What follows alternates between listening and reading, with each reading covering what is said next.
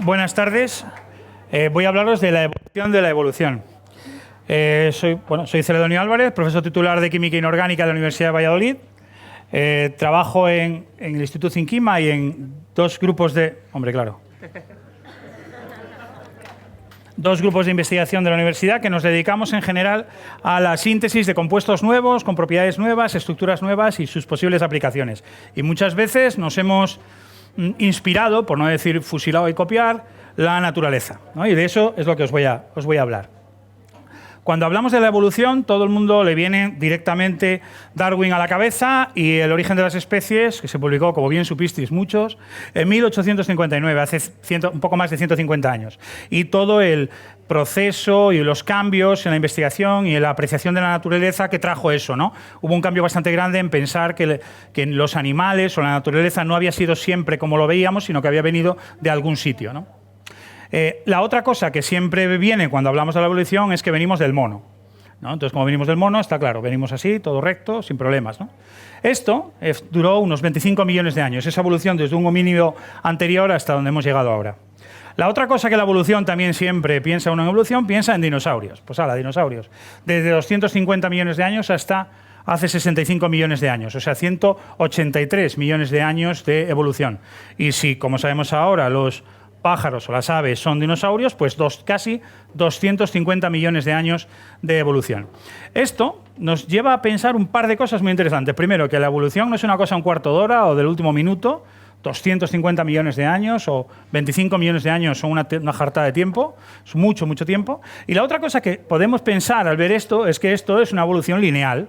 Esto va de una forma directa, hemos ido de aquí a allí o de aquí a allá, y eso no es verdad. La evolución tiene muchos recovecos y ha tenido muchas formas de funcionar. De hecho, la mayoría de los casos lo que empieza es en una especie cualquiera que se va ramificando, evoluciona de una manera o de otra, va adaptándose al medio, a las circunstancias, hasta que llega la extinción. Todas las especies, la mayoría de las especies se han tomado por saco y quedan una o dos que vuelven a pasarle lo mismo, ¿no? Hasta que llegan arriba del todo, que sería donde estamos ahora, el tiempo de ahora. Pero por el medio, como veis, han desaparecido muchas especies, ¿no? Que se han adaptado mal o ha venido otro y se los ha comido, vamos, o ha hecho que no estuvieran.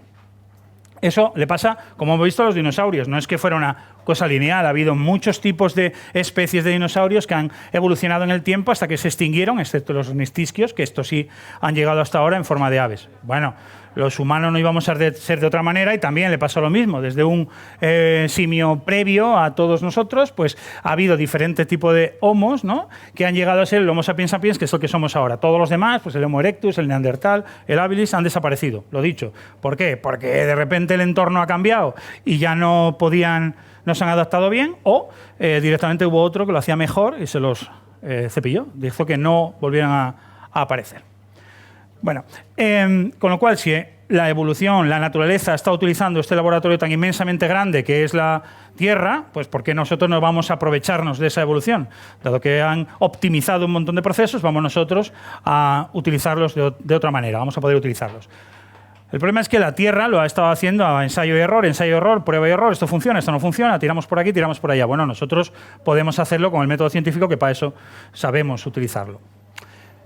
Pero, claro, cuando decimos vamos a fijarnos en la naturaleza, vamos a inspirarnos, vamos a copiar a la naturaleza, ¿qué vamos a copiar? ¿Un elefante de 4 metros de grande o una glucosa que puede ser medio nanómetro de ancho, ¿no? Esto, ¿cómo vamos? Tenemos un montón de tamaños por el medio. Vamos a ver cómo organizamos eso. Eso lo podemos organizar en función de estos tamaños en diferentes escalas. Unas que serían la escala macro, escala micro, escala nano o escala molecular. Y para verlo de una forma bastante facilita, no sin complicarnos la vida, podemos dividirla de esta manera. La escala macro es la que vemos directamente con nuestros ojos, o como mucho con la ayuda de una lupa, es la que conocemos, la naturaleza es la que más conocemos, ¿no? Es en la que nosotros vivimos. La escala micro es en aquella en la que necesitamos un microscopio óptico, con luz de toda la vida, vamos, el que utiliza la luz y punto pelota. Luego la escala nanométrica o la escala molecular, que son por debajo de los 100 nanómetros, ahí ya necesitamos un microscopio electrónico muy potente para llegar a ver eso incluso hasta los átomos, ¿no? Que aunque os diga algún profesor que los átomos no se ven, ¿eh? O sea, el núcleo no, pero los átomos sí se pueden llegar a ver la densidad electrónica. Y entonces ya podemos organizar de esta manera todo lo que habíamos visto antes, ¿no? Dependiendo de qué queramos copiar, pues podemos organizarnos en ver animales y plantas, ácaros, bacterias, virus o a nivel molecular, ¿vale? Vamos a ver unos ejemplos de eso, cómo hemos ido los científicos en general copiando a la naturaleza de alguna manera. En primer lugar, vamos a hablar de los aerogeneradores. Los aerogeneradores es una cosa que vemos por ahí en la naturaleza, vamos viendo cada 2x3, que vamos poniendo cada vez más aerogeneradores para tener una energía limpia, y vamos a intentar evolucionarlos, y los vamos a evolucionar con ballenas azules. Claro, esto no encaja demasiado, no es una cosa que digas tú, tate, la ballena azul, esto es lo que me sale a mí, en cuanto pongo voy a desarrollar un nuevo molino, ¿no? Pero la ballena azul llega a pesar unas 200 toneladas, como habéis contestado también muchos. Entonces, suelen andar entre las 150 toneladas más o menos y se mueven muy grácilmente en el agua con esas aletitas tan pequeñas, ¿vale? No es verdad, las aletas son inmensas, pero comparadas con la ballena son pequeñas, ¿no? Y cómo esas aletas pueden ser tan importantes a la hora de moverse dentro del agua. Y me diréis, coño, Celedonio, me traes justo la aleta que está rota, que está estropeada, porque tiene unos bultos ahí que no están muy bien, ¿no? No, coño, es que eso es un desarrollo. Si vais a las ballenas azules, la mayoría, todas, tienen ese tipo de bultitos que hacen que, como entra la aleta dentro del agua, sea mucho más eficiente, ¿no? Y es lo que vamos a hacer, se van a utilizar palas con ese tipo de bultos para mejorar la sonoridad. Sabéis que los aerogeneradores suenan mucho, van a bajar el sonido, y además se mejora entre un 10 y un 15% la eficacia de los molinos de vientos. Ya veis, una cosa que no esperábamos, ¿no? Otra cosa macro que podemos ver es en los trenes de alta velocidad, pues son muy útiles, en España tenemos un montón, pero tiene un pequeño problema, sobre todo en este ejemplo, que es a la salida de los túneles. A la salida de los túneles, la diferencia de presión de dentro fuera del túnel hace que haya un estallido sónico bastante grande. Bueno, no es como el Mach 1, cuando pasas rompes la barrera del sonido, pero sí que es bastante grande y eso produce un montón de vibraciones en el tren, de hecho que muchas veces tienen que frenar antes de salir de un túnel y volver a acelerar. Bueno, pues eso lo van a desarrollar fijándose en el Martín Pescador. Bueno, que tendrá que ver el Martín Pescador con todo esto. Bueno, el Martín Pescador se alimenta dejándose caer o tirándose desde unas ramas al agua. Ahí viene el Martín Pescador, entra en el agua y coge el pez y se va, ¿no? Para el Martín Pescador, por supuesto, lo más importante es el pez. Para nosotros es esa forma de entrar en el agua. Pasa de un medio muy poco denso como es el aire a una cosa muy densa como es el agua, ¿no? Y además salpica muy poco. No hace, el splash es prácticamente muy pequeño. Eso haría que prácticamente ganar la medalla de oro en salto trampolín fijo en las Olimpiadas, pues no tiene nada, ¿no? Hace muy poca diferencia, muy poco salpicatura en ese momento. Y también, además, protege mucho el cuello, ¿no? Y eso lo hace gracias al pico. Entonces, en Japón, los ingenieros del tren bala ya han aplicado esa tecnología que ya ha desarrollado la naturaleza por nosotros a sus trenes. Vamos a ir hacia algo un poquito más pequeño. Esto es una hoja de loto. La hoja de loto tiene una propiedad muy interesante, que aunque le caiga agua encima, no se moja. No se moja quiere decir que prácticamente la interacción del agua con la hoja es nula, ¿no veis? Aquí, pues bien, cae, se expande y luego de repente, ¿veis? No queda ninguna marca ni nada, es que no se moja, esa interacción no existe. Hombre, esto lo podemos hacer, lo pintamos de cera, bueno, ahí ya segregaría una cera y quedaría una zona hidrófoba que no le guste nada el agua. Pues no, es otro modelo distinto. Lo que hace es tener unas protuberancias de unos 5 a 10 micras de ancho que hace que la gota prácticamente no toque la hoja. Esto es parecido a los faquires, ¿no? Cuando van a dormir en esa cama de clavos, bueno, pues tienen un montón de clavos, claro, están a la distancia adecuada para que cuando se pongan a dormir encima de ese colchón no se claven, ¿no? Pues aquí pasa lo mismo. Pero no solo está a este nivel microscópico, sino que en cada una de esas protuberancias tiene otras a nivel nanométrico, de muy, muy pequeño tamaño, que hacen que todavía sea mejor. De hecho, si alguna vez veis una flor de loto o una zona con flores de loto, seguro que el resto de plantas están sucias y esas no, porque son capaces, las gotas, veis así que tienen esta pinta esférica, van recogiendo la suciedad que hay encima de la planta y no la sueltan. Se debe a que tienen esa forma más bien esférica, o tirando a ser esférica, en la que una vez entran las suciedad dentro de la gota, por la tensión superficial de la gota, no se salen y las lleva. Cosa que si solamente fuera por arrastre, pues bueno, sí, la moveríamos un poco, pero no se las lleva, se vuelven a salir de la gota.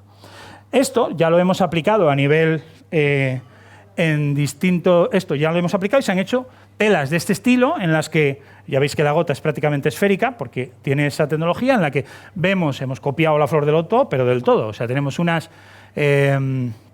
protuberancias pequeñitas de unos 10-15 micras que están hechas de unos nanotubos parecidos a los que tiene la flor de loto. Y de hecho esto ya se ha aplicado en muchas formas, en telas y también en aplicarlo sobre superficies. Esto veis una hoja de papel normal sobre la que se tira agua de azul para que se vea bien y ruedan las gotas. ¿Veis? Como van rodando, no interaccionan prácticamente nada con el papel. Cosa que, si en un papel normal hace lo que todos esperábamos. Se va, bien, la gravedad sigue funcionando, esto no deja de aplicarse, pero se va mojando ese papel. También se han hecho con telas, como digo. Esto es sirope de chocolate encima de una zapatilla blanca, y ya ves tú lo que se pasaría en una normal, ahí no pasa nada. O en una camiseta, esto es una cerveza o un refresco y no le pasa nada, ¿no? Veis que no se queda, no se adhiere de ninguna manera. Esto se ha probado incluso con miel o ketchup, que son cosas que, oye, sabemos que en cuanto se queda en una camisa y se queda para siempre. Bueno, vamos a ver otras cosas que podemos copiar de la naturaleza. La naturaleza, como vemos, las plantas son verdes, ¿no? ¿Y por qué son verdes? Bueno, esto se puede aplicar a todos los materiales, no solo a las plantas, ¿no? Son verdes porque la luz visible, o sea, el espectro visible que nosotros somos capaces de ver con nuestros ojos, es uno muy concreto, entre 700 más o menos y 300 o 400 nanómetros, y la planta absorbe, o sea, el material en general, el material que sea, absorbe una luz y nosotros vemos la diferencia, vemos el negativo, como quien dice, ¿no? Esto lo solemos explicar en la facultad con estas ruedas de colores en las que, como esta planta es verde, es que absorbe rojo y se ve verde, absorbe morado, se vería amarillo, absorbe azul, se vería naranja, más o menos, ¿no? Y eso es lo que hemos hecho con la clorofila. Se hace el espectro de la clorofila y se ve que en esta zona, que es el visible, entre 400 y 700, absorbe en rojo, no en verde, y se ve verde, ¿vale? Esto vale para la clorofila y vale para todos los materiales en general, cualquier material que veáis. Bueno, a lo que vamos. ¿Por qué la clorofila es importante? Es importante porque todos sabemos que es una parte básica e importantísima de la fotosíntesis. La fotosíntesis sabemos que es ese proceso en el que agua y CO2 con ayuda de la luz desprenden oxígeno y compuestos orgánicos así superiores, estilo los azúcares, ¿no? Pero en este caso la que capta la luz es la clorofila. Coge esa energía, se la pasa a otras moléculas que conocemos en general, que son que guardan energía como el ATP o el NADP, y después de ahí vamos a otro ciclo en el que se producen esas cosas superiores, ¿no? Esto se produce a esta luz, lo que hace es captar la luz y hacer procesos de oxidación y reducción para que se obtenga oxígeno. ¿Qué otra cosa nos interesa mucho últimamente que capta la luz del Sol y produce oxidación y reducción y movimiento de electrones? Pues las células solares, ¿no? Es justo eso, captan el Sol y necesitamos una corriente de electrones de alguna manera. En concreto, estas células solares, que no son las típicas de silicio, son las de óxido de titanio o de grafeno, captan la luz del Sol, el óxido de titanio capta la luz del Sol y produce unos procesos de oxidación-reducción y se produce una corriente eléctrica. Nadie me corrige. O sea, el óxido de titanio no va a captar nada, porque el óxido de titanio es blanco, ¿no? Como es blanco, la luz del Sol es que no absorbe nada. De hecho, lo hemos medido. Mira, se ha medido. En esta zona, que es el visible, nada, como no se entera.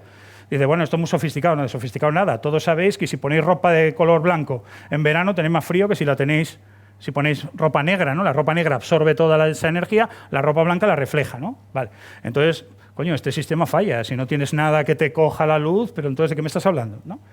Bueno, lo que hemos desarrollado son unos compuestos que hacen el efecto de la clorofila. Estos compuestos de rutenio con cosas de nitrógeno, con otros ligandos de nitrógeno, son los que son capaces de captar esa luz del Sol, pasarse al óxido de titanio y ya hacer la célula solar. Nosotros en nuestro laboratorio hacemos compuestos de este estilo, que son de rutenio con ligandos de nitrógeno, en los que, como veis, sí que absorbe en la zona del visible. Este es capaz de ser estas bolitas moradas que nos conté que estaban antes en el gráfico, que son los tintes, que son capaces de absorber esa energía, pasarse al óxido de titanio y producir el ciclo, la corriente eléctrica que nos dan las células solares. O sea que, de nuevo, copiamos a la naturaleza, o nos inspiramos en la naturaleza. Otras cosas interesantes de la naturaleza. Por un lado, la bioluminiscencia. La bioluminiscencia es una cosa muy interesante, que en general ocurre cuando hay una reacción química en la que en lugar de desprender energía en forma de calor, pues la desprende en forma de luz. Por ejemplo, aquí vemos un plancton que hay en Puerto Rico, en Bahía Mosquitos, que cuando se mueve el agua, aquí veis que es en una ola, produce una luz. Esto lo usan para defenderse. Claro, si de repente pone luz, los peces se asustan y no se los comen. Bueno, más o menos. Los peces abisales utilizan la luz para atraer a las presas, ¿no? Lo que suelen hacer. Las luciérnagas suelen utilizarlo para procrear. O las medusas, no se sabe muy bien, pero se supone que también es para atraer hacia ellas el alimento, ¿no? Bueno, pues eso lo vamos a utilizar nosotros para otra cosa enseguida.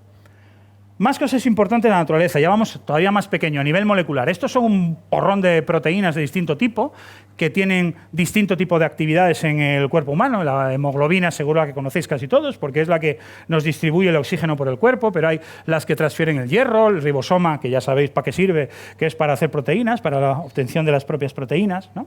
Estos sistemas que hacen tantísimas reacciones e identificaciones dentro del cuerpo humano, o de cualquier ser vivo, se basan en un sistema que se conoce como llave-cerradura. Nosotros tenemos un compuesto químico, el que sea, que queremos que sea detectado, que tiene una forma en concreto. La proteína tiene una forma en concreto también, que es de la cerradura, y si encajan perfectamente, o se produce la reacción, o se identifica lo que sea. También puede ocurrir que no sea así, que la llave sea parecida, casi igual, pero no vale, y entonces no se produce ni reacción ni identificación. Esto lo vemos en la hemoglobina. La hemoglobina veis que tiene estos 4 sitios verdes que hay por aquí, que son los sitios activos, en los que tienen esta forma, en la que el átomo de hierro ese que está ahí, coge oxígeno, quita oxígeno, coge oxígeno, quita oxígeno. En el cuerpo humano, bueno, en general en los seres vivos que necesitan oxígeno. Que esta histidina y esta otra estén a esa distancia exacta es lo importante, porque es lo que hace que la cerradura sea tan precisa que prácticamente el oxígeno y el CO2 sea lo único que entra ahí, ¿no? Veis que tenemos estos 4 sitios. Todo lo otro rojo y azul importa un bledo. Bueno, importa un bledo. Está justo para que la estructura sea esa, no tiene otras importancias, ¿no? No tiene otro sistema. Nosotros eso lo hemos utilizado para hacer sensores y detectores. No sensores y detectores de muggles, esto no es la idea, pero sí que voy a intentar explicaros qué llamamos nosotros sensor o detector. O sea, nosotros estamos hablando de que queremos una parte por millón. Una parte por millón es lo que dice, una única cosa dentro de un millón de otras. Bueno, esto dicho así es difícil de... Bueno, dice, vale, pues muy bien, me lo has contado, me lo voy a creer, ¿no? Voy a hacer un ejemplo práctico y ahí es donde viene Harry Potter, entra aquí en funcionamiento. Si tenemos los 7 libros de Harry Potter, más o menos tienen 1 millón de palabras. 1 millón de palabras. O sea que encontrar la palabra Dumbledore en la página 107 de la Cámara de los Secretos, de esa palabra en concreto, es encontrar un sensor que encuentra una ppm, una parte por millón. No es fácil. No digo Dumbledore en cualquier sitio, no, ese Dumbledore en concreto. Eso es lo que tenemos que encontrar. O sea, lo de encontrar una aguja en pajar, no, es encontrar una aguja en un pajar lleno de agujas. Esto como hay que encontrar esa palabra, ¿no? Y ahora ya estamos en ppbs, partes por billón, y gracias a Dios es el billón americano, que son 1000 veces más. O sea, no es encontrar una palabra en 7 libros, es encontrar una palabra en 7000 libros. Este es el nivel de detección que queremos llegar a tener. Bueno, pues ¿qué hemos hecho? Copiar la naturaleza. En nuestro laboratorio intentamos detectar fulereno. El fulereno es este compuesto, que es una pelotilla de 60 átomos de carbono, que ya veo que controláis la mayoría, que es muy pequeña. Tiene más o menos un nanómetro de distancia, de diámetro, de diámetro esa pelota, ¿no? Para que entendamos un poco el tamaño que estamos hablando, la reducción de escala de la Tierra a una pelota, a un balón, es la misma reducción de escala que la de un balón a un fulereno, muy, muy, muy pequeña. Entonces os digo que lo que hemos utilizado es el sistema de llave, cerradura. Vale, tenemos una llave que es una pelota, pues ¿qué es lo mejor para coger un balón? Coña, esto ya lo hemos inventado, se llama la mano, ¿no? Entonces podemos hacer un compuesto que tenga forma de cuenco o de lentilla o algo así, que encaje perfectamente en esa forma. Entonces puede coger el balón de esa manera, encaja como llave, cerradura. Hemos hecho un montón de compuestos de ese estilo, con 2, 3 o 4 coralurinos que hacen esa parte de llave cerradura. Me voy a centrar justo en este compuesto que tiene 8 coralurinos de esos, que es este que tenemos aquí abajo, donde se ve esos 4 lentillas o 4 cuencos que cogen o abrazan perfectamente al fulereno que está en medio. Cuando nos ofrecieron ser portada en una revista científica, como el artículo como somos un poco frikis, pues dijimos, 8 brazos, un pulpo. Esto nos salió de suá. Y dijimos, claro, como la parte de arriba y la de abajo no son tan exactamente iguales, pues ponemos aire y agua. De aquella todavía no conocía al Martín Pescador, pero ya estaba yo en ello. Y como somos frikis, dijimos, bueno, vamos a hacerle una alegoría a Julio Verne. Entonces tenemos 5 semanas en globo y el Nautilus de 20.000 leguas de viaje submarino, que cuando nos ponemos frikis, nos ponemos, o sea, no es nuevo esto. Bueno, este compuesto, si ya hemos dicho que utiliza el llave cerradura para reconocer el compuesto, y ahora, ¿cómo nosotros lo vamos a saber? ¿No? Porque, oye, que un Martín Pescador se tira al agua lo vemos con estos ojitos, pero que esto pasa, no somos capaces de verlo con los ojos, ¿no? Hemos dicho que esto solo con microscopios electrónicos muy potentes. Además, vamos a utilizar la luminiscencia, como decía de antes, vimos la bioluminiscencia. Y además, tenemos una ventaja con respecto a la naturaleza. La naturaleza solo funciona en agua, ¿no? Prácticamente las células somos todo agua, el citosol es todo agua. Nosotros podemos utilizar tetraidofurano, acetonitrilo, metanol, agua. Podemos utilizar un montón de disolventes distintos que nos dan a estos compuestos colores distintos. ¿Y cómo podemos saber qué compuesto tenemos? Supongamos que este es este compuesto aquí disuelto que está en azul. Si le vamos echando poco a poco balones de esos, fulerenos, vamos echándoselo, llega un momento en que desaparece esa luz. Con lo cual, podemos saber qué cantidad de compuesto tenemos. Gracias a esto, a llave cerradura, podemos saber exactamente, podemos detectar solo y exclusivamente esos compuestos, y gracias a la bioluminiscencia, en este caso, luminiscencia, podemos saber cuánta cantidad de ese compuesto tenemos. Y voy a contaros, la última cosa que os voy a contar tiene que ver con motores moleculares. No esto, que esto parece un motor de 8 cilindros un poco oxidado, sino los que tienen el tamaño de una molécula. Vamos a inventarnos una molécula sencilla como esta para ver qué quiere decir eso. A ver, todo el mundo entiende un motor. Tú pisas el acelerador, los pistones se mueven más rápido, dejas de pisar el acelerador, los pistones vuelven a donde estaban, ¿no? O sea, tú haces algo, el motor te responde, realiza un trabajo y luego puedes volver a donde estabas, ¿no? Eso más o menos lo que hace un motor. Bueno, nosotros imaginar que tenemos una molécula de este estilo, a que le ponemos un anillo aquí, el que sea, bueno, ahora luego veréis el ejemplo, en el que nosotros ahora cambiamos el medio de reacción a algo, pH, el fogonazo con lo que le estemos dando, irradiamos con lo que sea, oxidación, reducción, hay muchas formas de cambiar eso, ¿no? Hacemos que cambie y se mueve, se desplaza una parte respecto a otra. Hacemos un cambio físico queriendo, porque nos da la gana a nosotros, en esa molécula. Que queremos que vuelva, cambiamos la pH o lo que hayamos cambiado y volvemos a tener la molécula donde estaba, ¿vale? Esto diréis, que gente más lista. No, coño, la naturaleza ya lo llevaba haciendo mucho tiempo. Esto es, por ejemplo, la ADN polimerasa, que se dedica a replicar el ADN, o el ribosoma, como decíamos antes, a hacer una cadena de aminoácidos para hacer las proteínas, o la bomba sodio-potasio que tenemos en las membranas celulares. Y funciona como os acabo de decir. Esta es la membrana celular, parte de dentro, parte de fuera de la célula. Tú, macho, aquí hay poco sodio. Como hay poco sodio, cambia, deja entrar. Se mueve eso, deja entrar, abre un canal, entra por ahí el sodio, luego frena tú, que ya tenemos demasiado. Cierra y cambia la estructura otra vez de la molécula.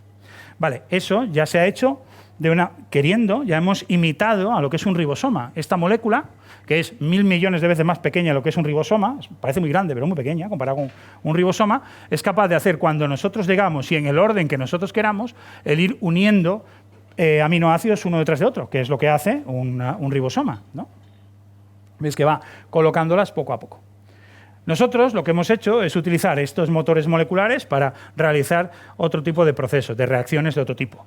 Aquí vemos lo que parecía antes, aquello que parecía una pesa, y aquí el anillo, ¿no? Si nosotros esto le ponemos medio básico, le echamos sosa cáustica de la ferretería, pues tenemos que este anillo se mueve a ese sitio. Si ahora nosotros queremos volver a donde estábamos, no pasa nada. Ponemos un medio ácido, que se parece mucho al ácido acético, y se nos mueve para el otro lado, ¿vale? Más o menos es lo que quiero poner con este dibujito, en el que tenemos el anillo verde y 2 posiciones, una roja y una azul, en que podemos mover de un sitio a otro cuando nos da la gana, no como lo haga él solo, sino cuando queremos. Y lo hemos hecho hasta en 2 y 3 ocasiones. Recordad que la hemoglobina tiene 4 sitios donde entra el oxígeno. O sea que ahora nosotros tenemos unas moléculas que, si estamos a un pH, esta rodea esto rojo, y si tenemos otro, está en lo azul. Y nosotros lo hemos usado eso para usarlo como esos sitios activos de las proteínas, ¿no? Lo que hacemos es, si está el anillo rodeando eso rojo, que lo rojo es el sitio activo de esta reacción, pues no pasa nada, porque lo está protegiendo. Ya pueden llegar todas las moléculas que queramos por aquí cerca, que no va a ocurrir nada. Si lo que hacemos es, ponemos el medio básico, se mueve para allí, ahora está libre, puede funcionar como catalizador, hacer las reacciones y ya funciona. Así que lo que vamos a hacer, si estamos en esta posición, no se produce ninguna reacción. Si estamos en esta posición, sí se produce. Vamos, que hemos copiado de nuevo los motores moleculares que lleva haciendo tanto bien por la naturaleza. Y bueno, espero que no haya sido muy pesado y que os haya gustado lo que os he contado y cualquier pregunta.